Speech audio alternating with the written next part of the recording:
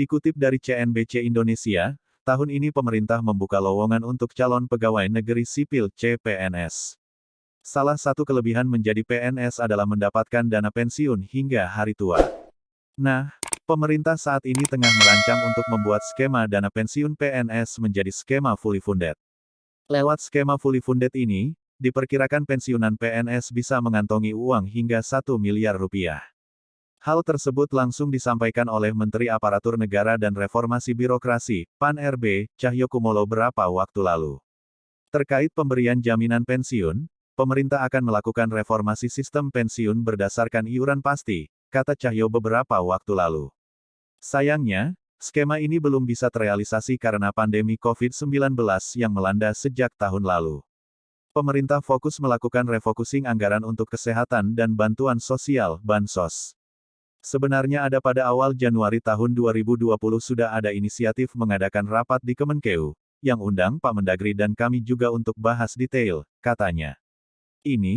Tapi karena ada pandemi COVID-19 sehingga konsentrasi anggaran untuk infrastruktur kesehatan dan bansos, sehingga ini belum sempat dibahas tuntas, paparnya.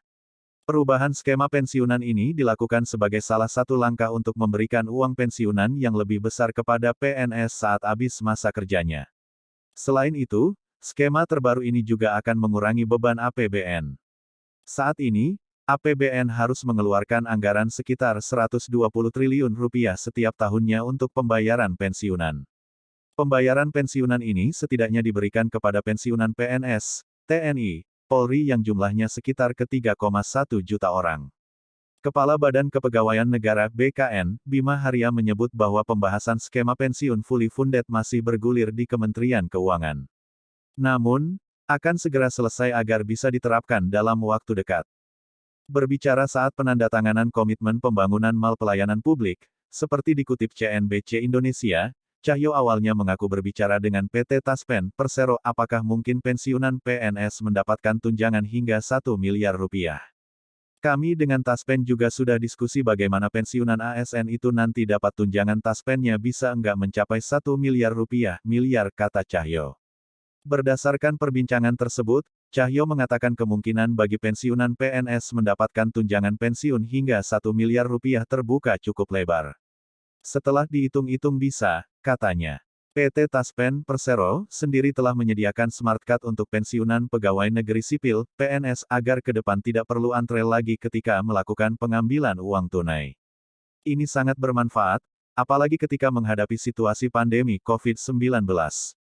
Manfaat lainnya dari Taspen Smart Card adalah sebagai alat pembayaran yang memiliki fasilitas tambahan program promosi dan diskon di beberapa merchant terpilih yang telah bekerja sama dengan PT Taspen Persero, ungkap pemimpin Divisi Corporate Sekretari Bank BJB Widi Hartoto dalam keterangan tertulisnya.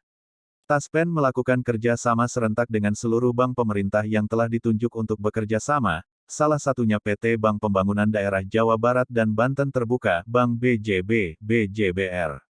Taspen Smart Card telah didistribusikan oleh Bank BJB kepada para pensiunan Taspen sejak September tahun 2020. Skema dana pensiun PNS Pay As You Go yang masih berlangsung hingga saat ini adalah skema dana pensiun dari hasil iuran PNS sebesar 4,75% dari gaji yang dihimpun PT Taspen ditambah dengan dana dari anggaran pendapatan dan belanja negara (APBN). Sementara dengan skema fully funded, uang pensiunan yang diterima PNS akan lebih besar, karena iuran yang dikenakan adalah persentase dari take home pay (THP) yang jumlahnya lebih besar.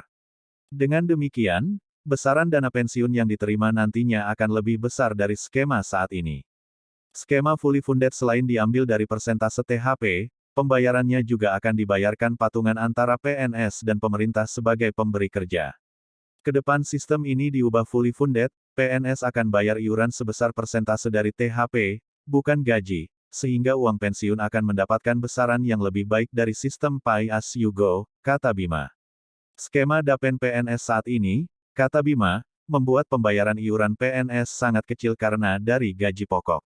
Sehingga saat pensiun mendapatkan tunjangan hari tua sekaligus yang jumlahnya dinilai tidak mencukupi. Menteri PAN-RB periode tahun 2016 sampai tahun 2018 Asman Abnur, sebelum lengser dari jabatannya, sempat mengatakan salah satu negara yang bisa menjadi tolak ukur dalam melaksanakan skema pensiun fully funded adalah Korea Selatan. Menurut Asman, negara ginseng tersebut memberlakukan dana pensiun sebesar 20% dari gaji pokok, di mana 10% dibayar pemberi kerja dan 10% sisanya dibayar oleh PNS. Skema ini dianggap lebih baik dalam memberikan dana pensiun. Sebagai contoh, uang pensiun yang diterima PNS Korea Selatan mencapai $4.000 per bulan sementara uang pensiun yang diterima $350 per bulan. Tapi catat, mereka bukan memotong gaji. Tapi masing-masing pemberi kerja dan pemberi kerja membayar iuran. Akumulasi semua total yang dicadangkan akan dikembalikan saat pensiun, ujarnya mengutip CNN Indonesia kala itu. Dengan skema fully funded ini, bukan tidak mungkin pensiunan yang diterima PNS lebih besar. Bahkan, catatan Kementerian Pan-RB pegawai eselon I di kementerian bisa mendapatkan pensiunan hingga 20 juta rupiah per bulan.